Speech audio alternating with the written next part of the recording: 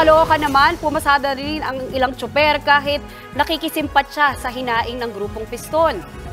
Git kasi ng mga tsoper, kailangan din nilang pagkainin ang kanilang pamilya. Nasa frontline ng balitang yan, si Hannibal Talete.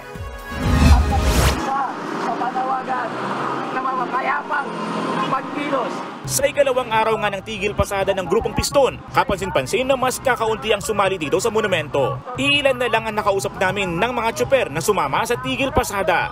Pero ayon sa kanila, kahit nasa 10 lamang sila ay maninindigan sila para sa mga kapwa nila tsoper, operator at kanilang pamilya. Ang transport strike ay bilang protesta pa rin sa nakaambang consolidation ng mga jeep sa kooperatiba o korporasyon sa katapusan ng taon.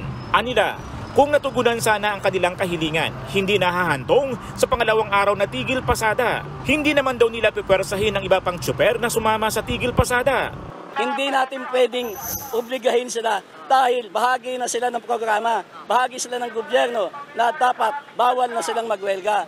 Mawawalan sila ng prangkisa kapag lumahok sila. Kaya sinasaalang-alang natin yan.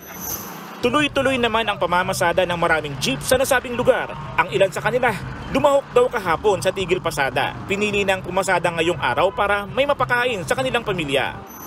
Ngayon lang ako bumiyahe kasi kahapon di rin ako nag-ano sir eh. Ay, kailangan bumiyahe ho eh. Kahapon di nakabiyahe. Ngayon, kailangan bumiyahe, gutom na eh. Dahil dyan, ay madali namang nakasakay ang ilan sa mga nakita naming mga commuter. Nagpatuloy din ang libreng sakay ng lokal na pamahalaan. Nagbabalita mula sa frontline, Hannibal Talete, News 5.